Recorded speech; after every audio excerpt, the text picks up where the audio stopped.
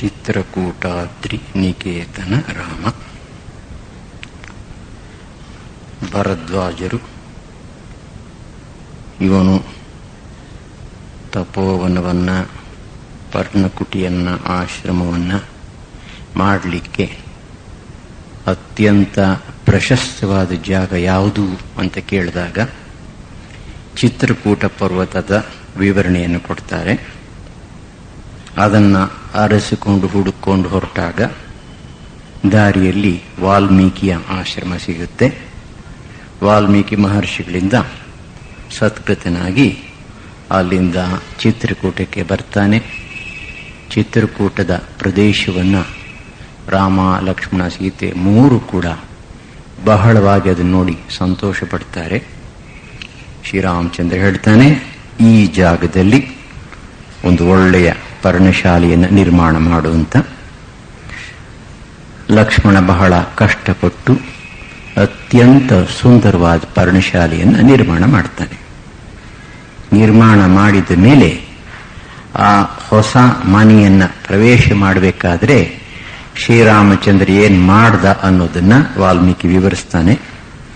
ರಾಮ ಸ್ನಾತ್ವಾತು ನಿಯತೋ ಗುಣವಾನ್ ಜಪ್ಯ ಕೋವಿದಃ ಸಂಗ್ರಹೀಣಾಕರೋತ್ ಸರ್ವಾನ್ ಮಂತ್ರಾನ್ ಸತ್ರಾವಸಾನಿಕಾನ್ ಇಷ್ಟ್ವಾ ದೇವಗಣಾನ್ ಸರ್ವಾನ್ ವಿವೇಶ ಸದನಂ ಶುಚಿಃ ವೈಶ್ವದೇವ ಬಲಿಂ ಕೃತ್ವಾ ವಾಸ್ತು ಸಂಶಮನೀಯಾನಿ ಮಂಗಲಾನಿ ಪ್ರವರ್ತಯನ್ ವಿವೇಶ ಸದನಂ ಶುಚಿಃ. ಸ್ನಾನ ಮಾಡದಂತೆ ಉಪವಾಸಾದಿಗಳಿಂದ ಇಂದ್ರಿಯ ನಿಗ್ರಹವನ್ನು ಮಾಡಿ ಗುಣಶಾಲಿಯು ಜಪ ಮಾಡತಕ್ಕಂತಹ ಮಂತ್ರಗಳ ವಿಷಯವನ್ನು ಚೆನ್ನಾಗಿ ಅರಿತುಕೊಂಡಿದ್ದಂತಹ ಶ್ರೀರಾಮಚಂದ್ರ ವಾಸ್ತು ಹೋಮದವರೆಗೆ ಯಾವ ಯಾವ ಕರ್ಮಗಳನ್ನು ಮಾಡಬೇಕಾಗಿತ್ತೋ ಆ ಕರ್ಮಗಳನ್ನೆಲ್ಲ ವಿಧಿವತ್ತಾಗಿ ಆದರೆ ಸಂಗ್ರಹವಾಗಿ ಮಾಡ್ದ. ಇಷ್ಟ್ವಾ ದೇವಗಣಾನ್ ಸರ್ವಾನ್, ಅದರ ಜೊತೆಗೆ ಯಾವ ಯಾವ ದೇವತೆಗಳನ್ನ ಪೂಜೆ ಮಾಡಬೇಕಾಗಿತ್ತೋ, ಯಜ್ಞದ ಆಹುತಿಗಳನ್ನು ಕೊಡಬೇಕಾಗಿತ್ತೋ ಆ ದೇವತೆಗಳನ್ನ ಆ ವಿಧಿಗಳ ಮೂಲಕ ತೃಪ್ತಿಪಡಿಸಿ ವೈಶ್ವದೇವ ಬಲಿಯನ್ನು ಕೊಟ್ಟು, ಹಾಗೆಯೇ ವಾಸ್ತು ಹೋಮ, ವಾಸ್ತು ಪೂಜೆ, ವಾಸ್ತು ಶಾಂತಿಗಳನ್ನು ನೆರವೇರಿಸಿ ಮಂಗಲಗಳನ್ನು ಉಂಟು ಮಾಡತಕ್ಕಂತಹ ಎಲ್ಲ ಕರ್ಮಗಳನ್ನು ಮಾಡಿ ವಿವೇಶ ಸದನಂ ಶುಚಿ, ಶುಚಿರ್ಭೂತನಾಗಿ ಆ ಮನೆಯನ್ನು ಪ್ರವೇಶ ಮಾಡಿದ. ಈಗ ಗೃಹ ಪ್ರವೇಶದ ವಿಷಯವನ್ನ ಸ್ವಲ್ಪ ವಿಸ್ತಾರವಾಗಿ ಹೇಳುವುದಕ್ಕೆ ಮುಂಚೆ ಇಲ್ಲಿ ಶ್ರೀರಾಮಚಂದ್ರ ಏನೇನು ಮಾಡ್ದ ವಾಲ್ಮೀಕಿ ರಾಮಾಯಣದ ಪ್ರಕಾರ ಅದನ್ನು ಮುಂಚೆ ಪರಾಮರ್ಶೆ ಮಾಡೋಣ. ಬಲಿ ಮತ್ತು ವಾಸ್ತುಶಾಂತಿ, ಪರ್ಣಶಾಲೆಯ ಅಧಿದೇವತೆಗಳಿಗೆ ಪೂಜೆ, ಇದಕ್ಕಾಗಿ ಉತ್ತಮ ಮುಹೂರ್ತವನ್ನು ಆರಿಸಿದ್ದು, ವಾಸ್ತು ದೇವತೆಗಳ ಪೂಜೆ, ಪರ್ಣಶಾಲೆಯ ಪ್ರವೇಶವಾದ ನಂತರ ಮತ್ತೆ ನದಿಯಲ್ಲಿ ವಿಧಿವತ್ತಾಗಿ ಸ್ನಾನ, ವೈಶ್ವದೇವ ಬಲಿಹರಣ, ರುದ್ರ ವಿಷ್ಣುಗಳಿಗೆ ಬಲಿಯನ್ನು ಕೊಟ್ಟದ್ದು, ವಾಸ್ತುಪೀಡಿಯನ್ನ ಪರಿಹರಿಸತಕ್ಕಂತಹ ಮಂಗಲ ಸೂಕ್ತದ ಪಠನ, ಕ್ರೂರ ದೇವತೆಗಳನ್ನು ಶಾಂತಗೊಳಿಸುವ ಕರ್ಮಗಳು, 8 ದಿಕ್ಕುಗಳಲ್ಲಿ ಬಲಿಹರಣ ವೇದಿಕೆಯನ್ನು ಸ್ಥಾಪನೆ ಮಾಡಿ ಗಣಪತಿ ಸ್ಥಾನ, ವಿಷ್ಣು ಸ್ಥಾನಗಳನ್ನು ಗೊತ್ತು ಮಾಡಿದ್ದು. ಈ ವಿವರಗಳನ್ನೆಲ್ಲ ವಾಲ್ಮೀಕಿ ಈ ಸಂದರ್ಭದಲ್ಲಿ ಕೊಡ್ತಾನೆ. ಕಡೆಯಲ್ಲಿ ಹೇಳ್ತಾನೆ, ದೇವತೆಗಳು ಸುಧರ್ಮವೆಂಬ ದೇವಸಭೆಯನ್ನು ಪ್ರವೇಶಿಸುವಂತೆ ಸೀತಾರಾಮ ಲಕ್ಷ್ಮಣರು ಆ ರಮಣೀಯ ಪರ್ಣಶಾಲೆಯನ್ನು ಪ್ರವೇಶಿಸಿದರು. ಇಂದಿಗೂ ಕೂಡ ನಾವು ಒಂದು ಹೊಸ ಮನೆಯನ್ನ ಕಟ್ಟಬೇಕಾದರೆ ಪ್ರಾರಂಭದಲ್ಲಿ ಗುದ್ದಲಿ ಪೂಜೆ, ಭೂಮಿ ಪೂಜೆ ಇತ್ಯಾದಿಗಳನ್ನು ಮಾಡ್ತೇವೆ. ಗೃಹ ನಿರ್ಮಾಣದ ನಂತರ ಪ್ರವೇಶೋತ್ಸವವನ್ನು ಮಾಡ್ತೇವೆ. ಗೃಹ ಪ್ರವೇಶ ಅಂತಲೇ ಇವತ್ತಿಗೂ ನಾವು ಅದನ್ನು ಕರೆಯೋದು. ಈಗ ನಾವು ಮಾಡ್ತಾ ಇರ್ತಕ್ಕಂತಹ ಗೃಹ ಪ್ರವೇಶ, ಇದರ ವಿವರಗಳು ಎಲ್ಲಿ ಸಿಕ್ಕುತ್ತವೆ? ಇದು ನಮಗೆ ತಿಳಿದಿರಬೇಕಾದಂತಹ ಸಂಗತಿ. ನಾವೆಲ್ಲ ವೇದಗಳ ಹೆಸರನ್ನು ಕೇಳಿದ್ದೇವೆ. 4 ವೇದಗಳು. ಪ್ರತಿಯೊಂದು ವೇದಕ್ಕೂ ಕೂಡ 6 ವೇದ ಅಂಗಗಳು ಉಂಟು. ವೇದಾಂಗಗಳು, ಷಡ್ ಅಂಗಗಳು, ವ್ಯಾಕರಣ, ಜ್ಯೋತಿಷ ಇತ್ಯಾದಿ. ಈ ವೇದಾಂಗಗಳಲ್ಲಿ ಕಟ್ಟ ಕಡೆಯಲ್ಲಿ ಬರತಕ್ಕಂಥದ್ದಕ್ಕೆ ಕಲ್ಪಸೂತ್ರಗಳು ಅಂತ ಹೇಳ್ತಾರೆ. ಕಲ್ಪಸೂತ್ರಗಳಲ್ಲಿ ಮತ್ತೆ 4 ವಿಧಗಳುಂಟು. ಶ್ರೌತ ಸೂತ್ರ, ಧರ್ಮಸೂತ್ರ, ಗೃಹ್ಯ ಸೂತ್ರ, ಶುಲ್ಬ ಸೂತ್ರ. ಶ್ರೌತ ಸೂತ್ರಗಳಲ್ಲಿ ಈ ಯಜ್ಞಯಾಗಾದಿಗಳನ್ನು ಮಾಡತಕ್ಕಂತಹ ಕ್ರಮವನ್ನ ವಿಸ್ತಾರವಾಗಿ ವಿವರಿಸಿದೆ. ಪ್ರತಿಯೊಂದು ವೇದಕ್ಕೂ ಅದರದ್ದೇ ವೇದಾಂಗ ಉಂಟು. ಇದು ಯಜುರ್ವೇದ ತೆಗೆದುಕೊಳ್ಳಿ. ಯಜುರ್ವೇದಕ್ಕೆ ಸೇರಿದಂತಹ ವೇದಾಂಗಗಳಲ್ಲಿ ಯಜುರ್ವೇದಕ್ಕೆ ಸಂಬಂಧಪಟ್ಟಿರ್ತಕ್ಕಂತಹ ಕಲ್ಪಸೂತ್ರ ಉಂಟು. ಈ ಕಲ್ಪಸೂತ್ರಗಳಲ್ಲಿ ಮೊದಲನೆಯ ಭಾಗ ಅಥವಾ ಮೊದಲನೆಯ ಅಂಗ ಶ್ರೌತ ಸೂತ್ರಗಳು. ಶ್ರುತಿಯಲ್ಲಿ ಹೇಳಿರ್ತಕ್ಕಂಥ ಯಜ್ಞಯಾಗಾದಿಗಳನ್ನು ಹೇಗೆ ಮಾಡೋದು. ಎರಡನೆಯದು ಶುಲ್ಬ ಸೂತ್ರ, ಅದಕ್ಕೆ ಸಂಬಂಧಪಟ್ಟ ಹಾಗೆ. ಶುಲ್ಬ ಸೂತ್ರ ಒಂದು ಎಂಜಿನಿಯರಿಂಗ್ ಟೆಕ್ಸ್ಟ್ ಬುಕ್ ಇದ್ದ ಹಾಗೆ. ಯಜ್ಞಯಾಗಾದಿಗಳನ್ನು ಮಾಡಬೇಕಾದ್ರೆ ಯಾಗಶಾಲೆಯನ್ನು ಹೇಗೆ ನಿರ್ಮಾಣ ಮಾಡಬೇಕು, ಮುಖ್ಯವಾಗಿ ಯಜ್ಞದ ವೇದಿಯನ್ನು ಇಟ್ಟಿಗೆಗಳಿಂದ ಹೇಗೆ ಕಟ್ಟಬೇಕು, ಇಟ್ಟಿಗೆ ಮಾಡತಕ್ಕಂಥ ವಿಧಾನ, ಇಟ್ಟಿಗೆಗಳನ್ನು ಜೋಡಿಸ್ತಕ್ಕಂಥ ವಿಧಾನ, ಬೇರೆ ಬೇರೆ ಯಾಗಗಳಿಗೆ ಬೇರೆ ಬೇರೆ ಜಿಯೋಮೆಟ್ರಿಕಲ್ ಡಿಸೈನ್ಸ್ ಪ್ರಕಾರ ಜೋಡಿಸಬೇಕು. ಈ ವಿವರಗಳನ್ನು ಶುಲ್ಬ ಸೂತ್ರಗಳಲ್ಲಿ ಕೊಡ್ತಾರೆ. ಧರ್ಮಸೂತ್ರಗಳಲ್ಲಿ ಮುಖ್ಯವಾಗಿ ವರ್ಣಾಶ್ರಮ ಧರ್ಮಗಳನ್ನು ವಿವರಿಸಿದೆ. ಕಡೆಯದು ಗೃಹ್ಯ ಸೂತ್ರ. ಗೃಹ ಅಂದರೆ ಮನೆ. ಒಬ್ಬ ಗೃಹಸ್ಥ ವಿವಾಹ ಮಾಡಿಕೊಂಡು ಮನೆಯಲ್ಲಿ ನೆಲೆಸಿದ ಮೇಲೆ ಯಾವ್ಯಾವ ಕರ್ಮಗಳನ್ನು ತಾನು ಆಚರಿಸಬೇಕು, ಇವುಗಳ ವಿಷಯವನ್ನು ವಿಸ್ತಾರವಾಗಿ ತಿಳಿಸ್ತಕ್ಕಂಥ ಗ್ರಂಥ ಗೃಹ್ಯ ಸೂತ್ರ. ಗೃಹ್ಯ ಸೂತ್ರಗಳಲ್ಲಿ ಪ್ರಧಾನವಾಗಿ ಬರತಕ್ಕಂಥ ವಿಷಯ ಷೋಡಶ ಸಂಸ್ಕಾರಗಳು, 16 ಸಂಸ್ಕಾರಗಳು. ಹಿಂದೆ ವಿವಾಹ ಸಂಸ್ಕಾರದ ಬಗ್ಗೆ ನಾನು ವಿವರಗಳನ್ನು ಕೊಟ್ಟಿದ್ದೆ. ಇದು ಗೃಹ್ಯ ಸೂತ್ರಗಳಲ್ಲಿ ಬರತಕ್ಕಂಥ ವಿಷಯ. ಇದರ ಜೊತೆಗೆ ಈ ಗೃಹಸ್ಥ ಮಾಡಬೇಕಾದಂತಹ ಇತರ ಕರ್ಮಗಳನ್ನು ಕೂಡ ಗೃಹ್ಯ ಸೂತ್ರಗಳಲ್ಲಿ ಕೊಟ್ಟಿದೆ. ಅದರಲ್ಲಿ ಗೃಹ ನಿರ್ಮಾಣದ ಬಗ್ಗೆ, ಗೃಹ ಪ್ರವೇಶದ ಬಗ್ಗೆ ವಿಶೇಷ ನಿಯಮಗಳನ್ನು, ಮಂತ್ರಗಳನ್ನು, ಮಾಡತಕ್ಕಂಥ ವಿಧಿಗಳನ್ನು, ನಿಷೇಧಗಳನ್ನು ಕೊಟ್ಟಿದೆ. ದಕ್ಷಿಣ ದೇಶದಲ್ಲಿ ಹೆಚ್ಚು ಪ್ರಚಾರದಲ್ಲಿರತಕ್ಕಂತಹ, ಇಂದಿಗೂ ಲಭ್ಯವಾಗತಕ್ಕಂತಹ 2 ಗೃಹ್ಯ ಸೂತ್ರ ಅಂತಂದ್ರೆ ಆಪಸ್ತಂಬರದು, ಬೌಧಾಯನರದು. ಬೌಧಾಯನ ಗೃಹ್ಯ ಸೂತ್ರದ ಪ್ರಕಾರ ಒಂದು ಮನೆಯನ್ನ ಕಟ್ಟಿ ಆದ ನಂತರ ಪ್ರವೇಶ ಮಾಡಬೇಕಾದ್ರೆ ಯಾವ ಯಾವ ರೀತಿ ಆ ಕರ್ಮವನ್ನು ನೆರವೇರಿಸಬೇಕು ಅನ್ನೋದನ್ನ ಒಂದು ಟಿಪಿಕಲ್ ಮಾದರಿಯನ್ನು ನಿಮ್ಮ ಮುಂದೆ ಇಡ್ತೇನೆ. ಬೌಧಾಯನರಿಗೂ ಆಪಸ್ತಂಬರಿಗೂ ಹೆಚ್ಚು ವ್ಯತ್ಯಾಸ ಇಲ್ಲ, ಸಣ್ಣ ಪುಟ್ಟ ಬದಲಾವಣೆ ಇರಬಹುದಷ್ಟೇ. ಒಂದರ ಕ್ರಮವನ್ನು ತಿಳ್ಕೊಂಡ್ರೆ ಇತರ ಗ್ರಂಥಗಳಲ್ಲಿ ಹೇಳ್ತಕ್ಕಂಥ ಕ್ರಮವನ್ನು ಕೂಡ ತಿಳ್ಕೊಂಡ ಹಾಗೆ ಲೆಕ್ಕ. ಮೊಟ್ಟ ಮೊದಲನೇದಾಗಿ ಗೃಹ ಪ್ರವೇಶವನ್ನು ಮಾಡತಕ್ಕಂತಹ ಯಜಮಾನ ಅವನು ಒಂದು ಉತ್ತಮ ದಿನವನ್ನು ಆರಿಸ್ಕೋಬೇಕಂತೆ. ಉತ್ತಮ ದಿನ ಆರಿಸ್ಕೋಬೇಕಾದ್ರೆ ಸಾಮಾನ್ಯವಾಗಿ ಆ ಯಜಮಾನನ ಜನ್ಮ ನಕ್ಷತ್ರ, ಜನ್ಮ ರಾಶಿ ಇದನ್ನು ನೋಡ್ತಾರೆ. ಆತನ ಕುಂಡಲಿಯನ್ನು ನೋಡಿ ಅದರ ಪ್ರಕಾರ ಈತನ ಕುಂಡಲಿಯ ಪ್ರಕಾರ, ಈತನ ಗ್ರಹಗಳ ಗತಿಗಳ ಪ್ರಕಾರ ಯಾವ ಒಂದು ದಿನ ಬಹಳ ಪ್ರಶಸ್ತವಾದದ್ದು ಅನ್ನೋದನ್ನ ಜ್ಯೋತಿಷಾಸ್ತ್ರ ಪಂಡಿತರು ನಿರ್ಣಯ ಮಾಡಬೇಕು. ಮತ್ತೊಂದು ವಿಷಯ, ಗೃಹ ಪ್ರವೇಶ 4 ತರಹ ಅಂತ ಹೇಳ್ತಾರೆ. ನಮಗೆ ಬೇಕಾದ್ದು ಒಂದೇ ಅಂತ ಇಟ್ಕೊಳ್ಳಿ. ಹಳೆ ಮನೆಗೆ ಹೊಸ ಯಜಮಾನ ಹೋಗೋದಂತೆ. ಯಾರಿಂದ ಒಂದು ಹಳೆ ಮನೆ ಕೊಂಡ್ಕೊಂಡಿರ್ತೀವಿ, ನಾವು ಪ್ರವೇಶ ಮಾಡ್ತೀವಿ, ಅದಕ್ಕೊಂದಷ್ಟು ಕರ್ಮಗಳನ್ನು ಮಾಡಬೇಕು. ನಮ್ಮದೇ ಹಳೆ ಮನೆ, ಜೀರ್ಣೋದ್ಧಾರ ಮಾಡ್ತೀವಿ, ಕಾಯಕಲ್ಪ ಮಾಡ್ತೀವಿ, ಮತ್ತೆ ಅದನ್ನು ಪ್ರವೇಶ ಮಾಡ್ತೀವಿ. ಮೂರನೇದು ನಮಗೆ ಪ್ರಕೃತವಾದದ್ದು, ಹೊಸ ಮನೆಗೆ ಹೊಸ ಯಜಮಾನನ ಪ್ರವೇಶ. ನಾವೊಂದು ಮನೆಯನ್ನು ಕಟ್ಟಿಸಿದ್ರೆ, ಕೊಂಡ್ರೆ ಮೊಟ್ಟ ಮೊದಲ ಬಾರಿಗೆ ನಾವು ಅದನ್ನು ಹೋಗಬೇಕಾದ್ರೆ ಆವಾಗ ಮಾಡಬೇಕಾದಂಥದ್ದು. ನಾಲ್ಕನೇದು ಹಳೆಯ ಮನೆಗೆ ಹಳೆಯ ಯಜಮಾನನ ಪ್ರವೇಶ. ಇದು ಈಗಿನ ಕಾಲಕ್ಕೆ ಅಪ್ರಕೃತ ಅಂತ ಇಟ್ಕೊಳ್ಳಿ. ಹಿಂದಿನ ಕಾಲದಲ್ಲಿ ಕಾಶಿ ಮೊದಲಾದ ತೀರ್ಥಕ್ಷೇತ್ರಗಳಿಗೆ ದೀರ್ಘವಾಗಿ ಯಾತ್ರೆ ಹೋಗಿ ವಾಪಸ್ ಬಂದ ಮೇಲೆ ತಮ್ಮ ಮನೆಗೆ ಪ್ರವೇಶ ಮಾಡಬೇಕಾದ್ರೆ ಮಂತ್ರಪೂರ್ವಕವಾಗಿ ಮಾಡ್ತಾ ಇದ್ರಂತೆ.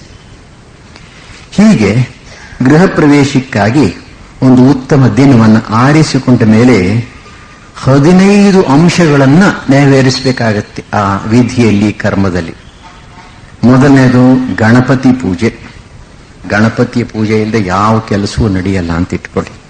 ಯಾಕೆಂದ್ರೆ ಅವನು ವಿಘ್ನೇಶ್ವರ. ವಿಘ್ನೇಶ್ವರ ಅಂತಂದ್ರೆ ವಿಘ್ನಗಳಿಗೆ ಒಡೆಯ ಅವನು. ಅವನ ಹತ್ರ ಬೇಕಾದಷ್ಟು ಜನ ವಿಘ್ನಗಳನ್ನು ಉಂಟು ಮಾಡತಕ್ಕಂಥ ಶಕ್ತಿಗಳೆಲ್ಲ ಇರ್ತಾರೆ. ಭೂತ ಪ್ರೇತ ಪಿಶಾಚಾಹ. ನಮ್ಮ ಮೇಲೆ ಏನಾದ್ರು ಸಿಟ್ಟು ಬಂದ್ರೆ ಅವ್ರನ್ನೆಲ್ಲ ಬಿಡ್ತಾನೆ ನಮ್ಮ ಮೇಲಕ್ಕೆ.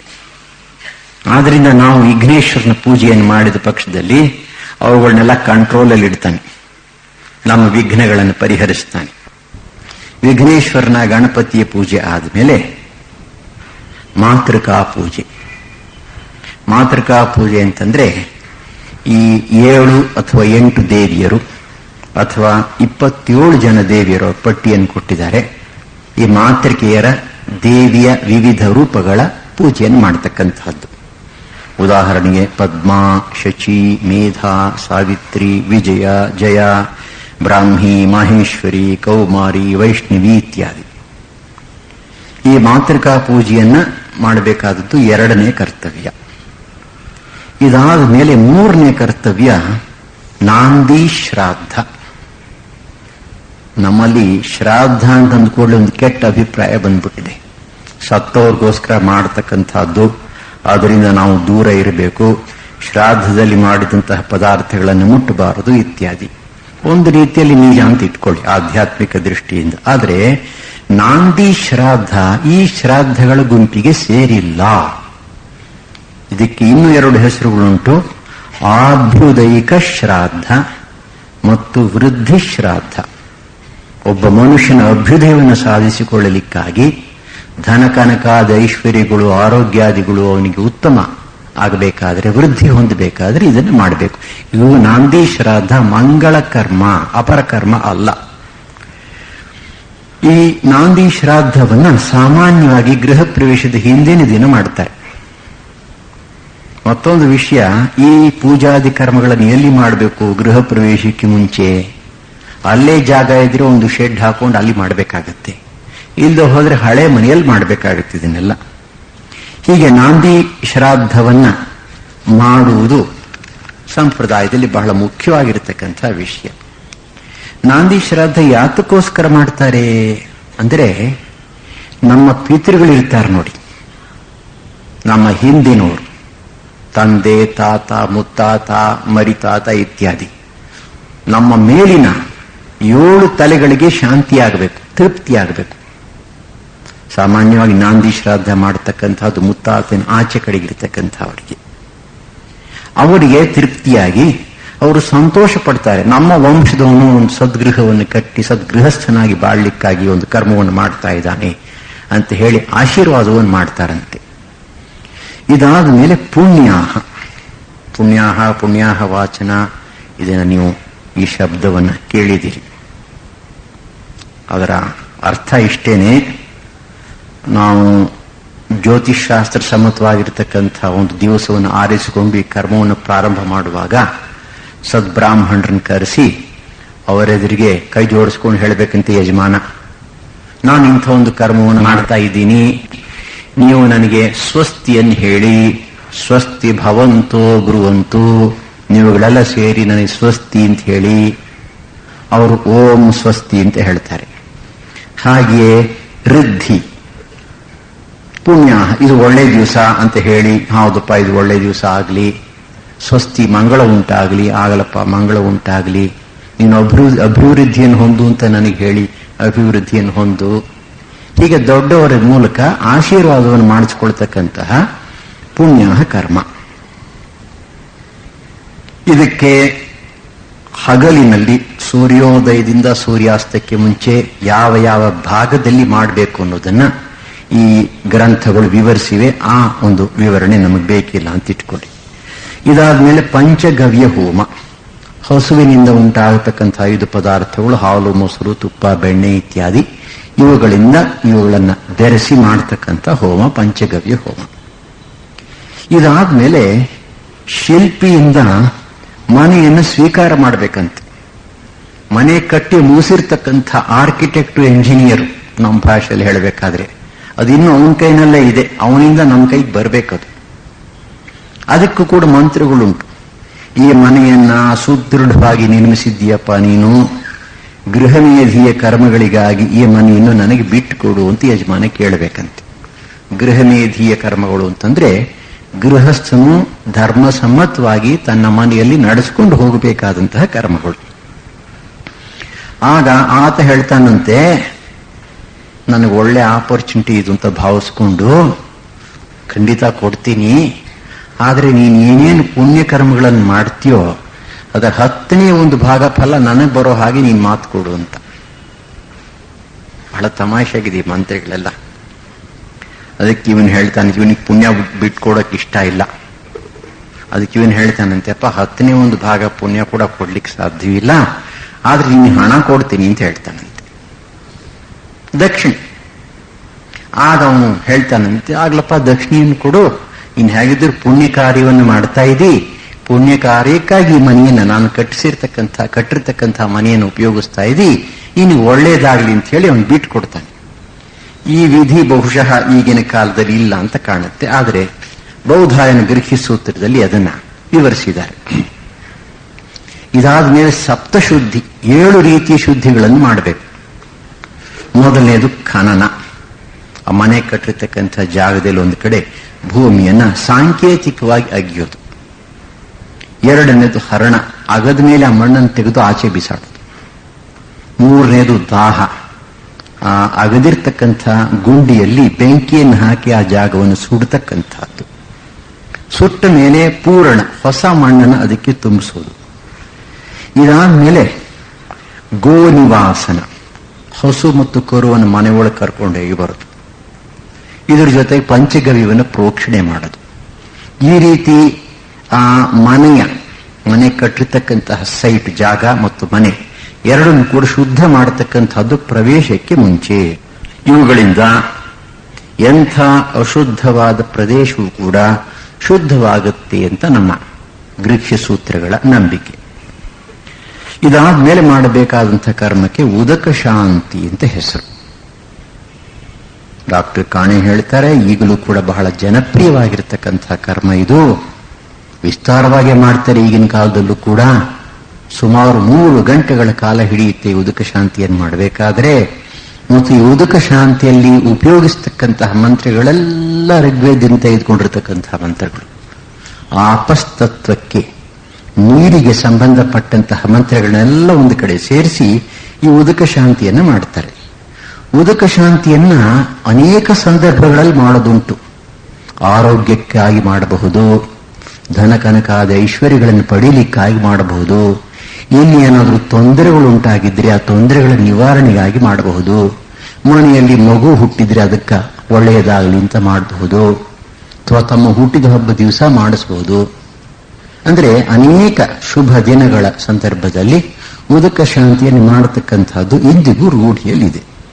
ಅಂದಮೇಲೆ ಗೃಹ ಪ್ರವೇಶದ ಸಮಯದಲ್ಲಿ ಉದಕ ಶಾಂತಿಯನ್ನ ಮಾಡಲೇಬೇಕು.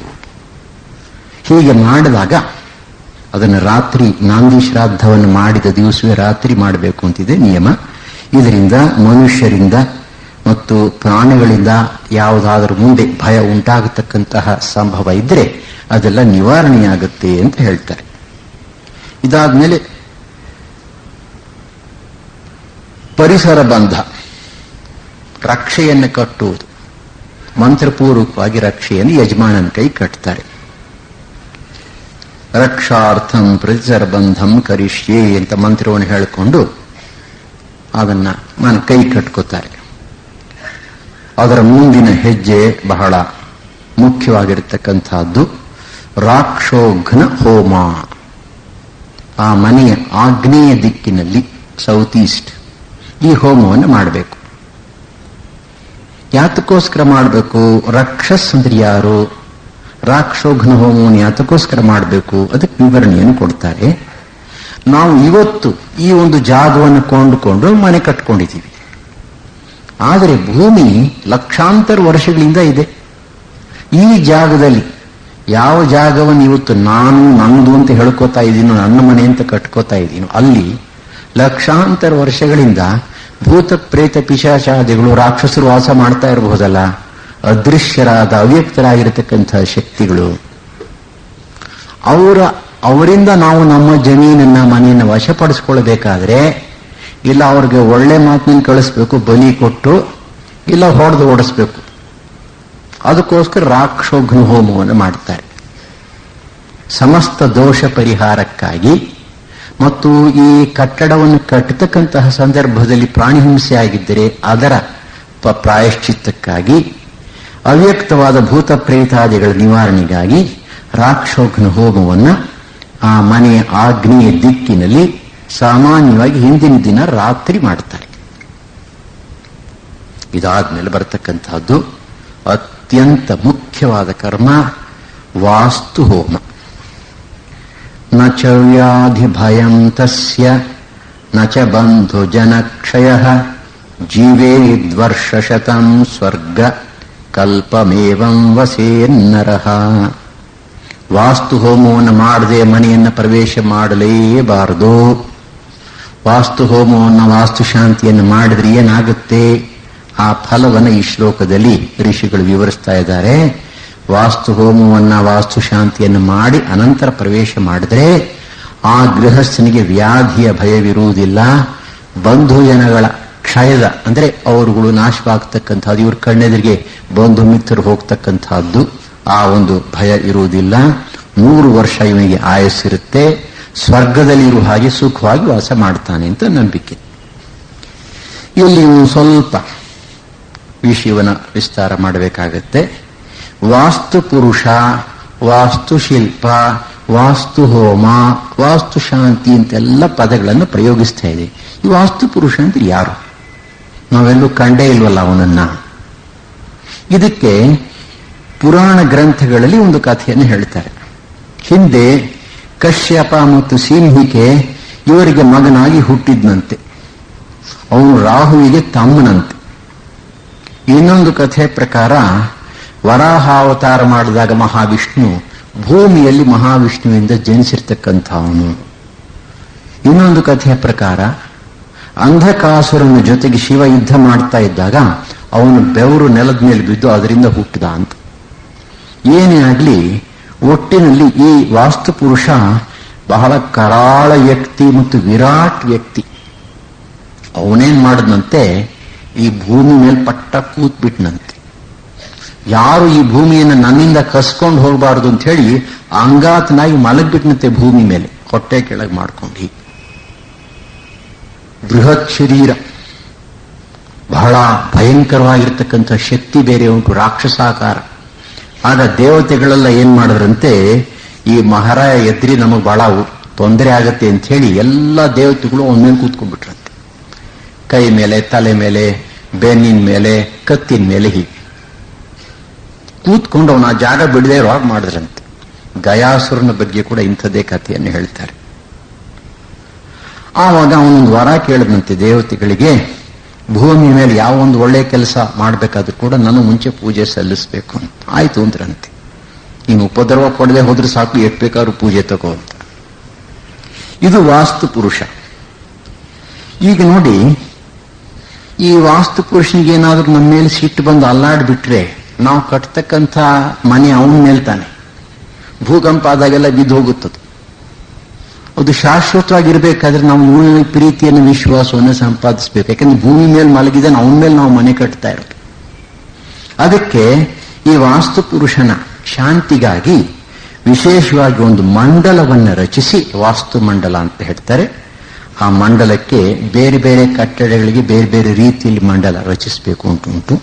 ದೇವಸ್ಥಾನಗಳಿಗಾದರೆ 8 × 64 64 ಸ್ಕ್ವೇರ್ಸ್, ಬೇರೆ ಕಟ್ಟಡಗಳಿಗೆ 9x9 81 ಸ್ಕ್ವೇರ್ ಆಗಬೇಕು.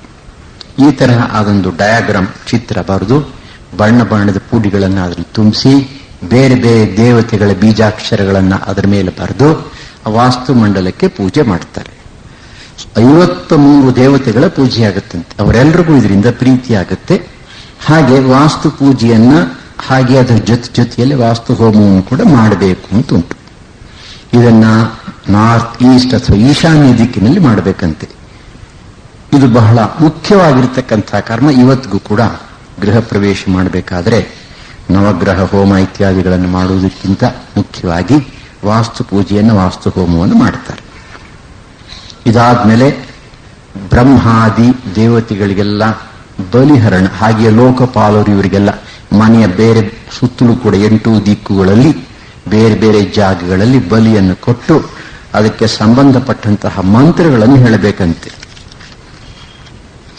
ಉದಾಹರಣೆಗೆ, ಹೇ ಇಂದ್ರ ಇಮಂ ಬಲಿಂ ಭಕ್ಷ ಗೃಹಂ ರಕ್ಷ ಯಜಮಾನಸ್ಯ ತುಷ್ಟಿ ಪುಷ್ಟಿ ವೃದ್ಧಿ ಸಿದ್ಧಿ ಆಯುರಾರೋಗ್ಯ ಐಶ್ವರ್ಯಾದಿ ಅಭಿವೃದ್ಧಿ ಕುರು. 8 ದೇವತೆಗಳಿಗೆ 8 ಮೂಲೆಗೆ 8 ದೇವತೆಗಳಿದ್ದಾರೆ. ಆ ದೇವತೆಗಳಿಗೆ ಬಲಿಯನ್ನು ಕೊಟ್ಟು ಪ್ರಾರ್ಥನೆ ಮಾಡುವುದರಿಂದ ಅವರೇನ್ ಮಾಡ್ತಾರೆ, 8 ದಿಕ್ಕುಗಳಲ್ಲಿ ಆ ಮನೆಯನ್ನು ರಕ್ಷಣೆ ಮಾಡ್ತಾರೆ. ಅಲ್ಲಿ ವಾಸ ಮಾಡ್ತಾ ಇರತಕ್ಕಂತಹ ಯಜಮಾನನಿಗೆ ಏನ್ ಬೇಕೋ ಅದನ್ನೆಲ್ಲ ತಮ್ಮ ಶಕ್ತಿ ಇದ್ದಷ್ಟು ಕೊಡ್ತಾರೆ ಅಂತ ನಂಬಿಕೆ. ಹೀಗೆ ಬಲಿಹರಣ ಆದ್ಮೇಲೆ ಗೃಹ ಪ್ರವೇಶ. ಈ ಗೃಹ ಪ್ರವೇಶ ಇಂದು ನಡೀತಾ ಇರತಕ್ಕಂಥ ಕ್ರಮ, ಯಜಮಾನನು ಪತ್ನಿ ಸಮೇತನಾಗಿ ಪ್ರವೇಶ ಮಾಡಬೇಕು.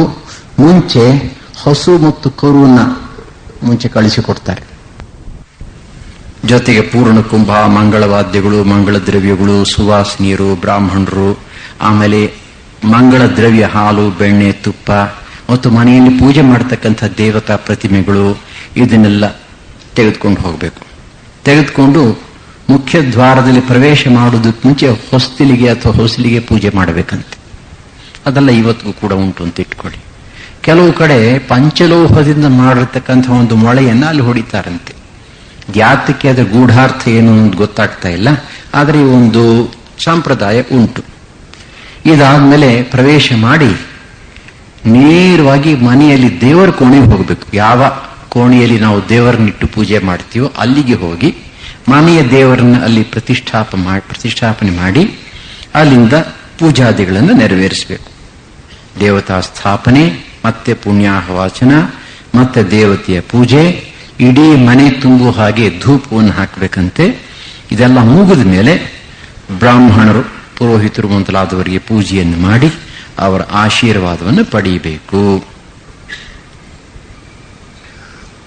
ಗೃಹ ಪ್ರವೇಶವನ್ನು ಮಾಡಿದ ನಂತರ ಕೆಲವರು ಸತ್ಯನಾರಾಯಣ ಪೂಜೆ ಮುಂತಾದವನ್ನ ತಮ್ಮ ತಮ್ಮ ಸಂಪ್ರದಾಯಕ್ಕೆ ತಕ್ಕಂತೆ ಮಾಡೋದು ಕೂಡ ಉಂಟು ಅಂತ ಇಟ್ಕೊಳ್ಳಿ. ಯಥಾ ಪ್ರಕಾರ ಬ್ರಾಹ್ಮಣ ಸಂತರ್ಪಣೆ ಮತ್ತು ಬಂಧು ಮಿತ್ರಾದಿಗಳಿಗೆ ಭೋಜನ, ಇವೆಲ್ಲ ಸೋಷಿಯಲ್ ಆಸ್ಪೆಕ್ಟ್ ಆಫ್ ಇಟ್ ಬರುತ್ತೆ. ಇನ್ನೂ ಒಂದು ಈಗಿನ ಕಾಲದಲ್ಲಿ ರೂಢಿಯಲ್ಲಿರತಕ್ಕಂತಹದ್ದು, ಗೋಡೆಗಳ ಮೇಲೆ ಓಂ, ಸ್ವಸ್ತಿ, ಶುಭಮಸ್ತು, ಶ್ರೀಹಿ, ಗಣೇಶಾಯ ನಮಃ ಇವುಗಳೆಲ್ಲ ಬೇರೆ ಬೇರೆ ಗೋಡೆಗಳಲ್ಲಿ ಬರೀತಾರೆ.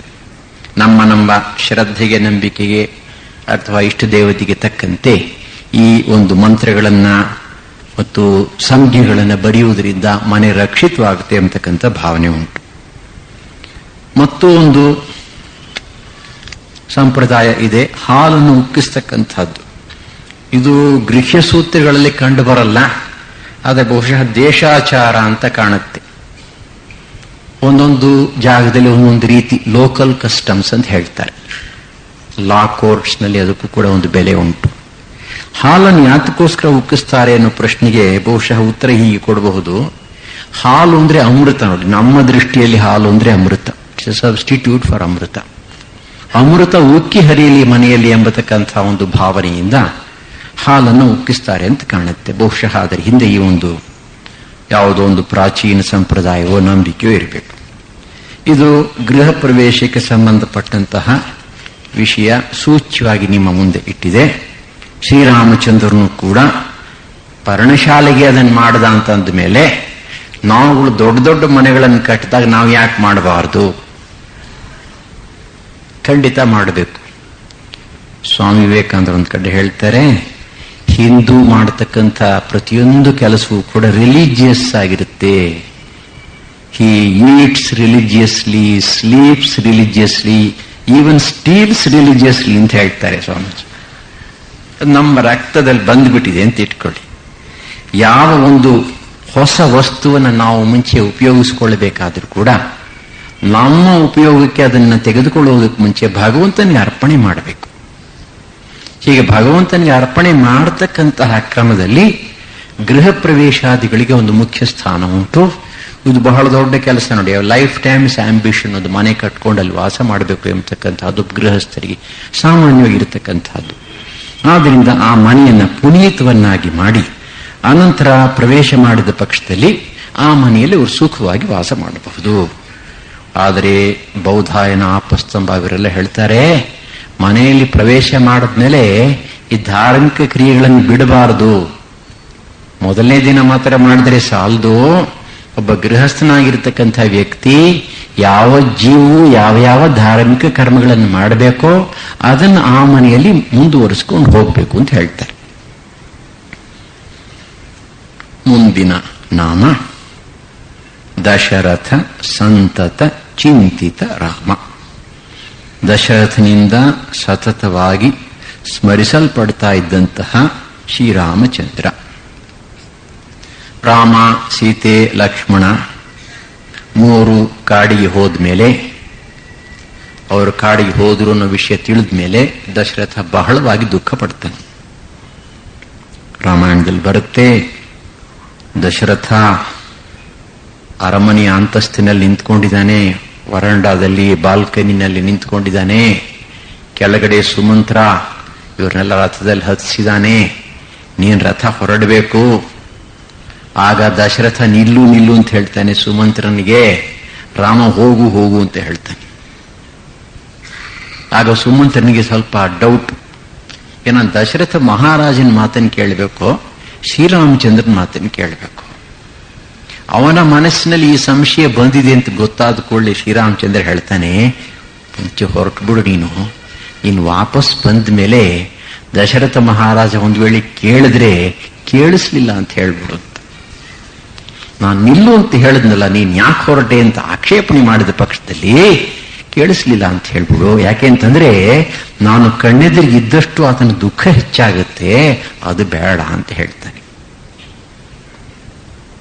ಮತ್ತೊಬ್ಬರಿಗೆ ನಾವು ದುಃಖವನ್ನು ಕೊಡಬೇಕಾದಂತ ಸಂದರ್ಭ ಬಂದ್ರೆ ಅದು ಆದಷ್ಟು ಕಡಿಮೆ ಆಗಲಿ ಅಂತ ಅಷ್ಟೇನೆ.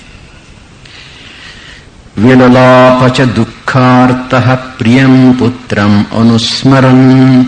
ತನಗೆ ಅತ್ಯಂತ ಪ್ರಿಯನಾಗಿದ್ದಂತಹ ಪುತ್ರನನ್ನು ಸ್ಮರಿಸಿಕೊಂಡು ಅಳ್ತಾ ಇದ್ದೇನೆ, ಗೋಳಾಡ್ತಾ ಇದ್ದಾನೆ ದಶರಥ. ನ ಶಕ್ಷ್ಯಾಮಿ ವಿನಾ ರಾಮಂ ಮುಹೂರ್ತಂ ಅಪಿ ಜೀವಿತುಂ.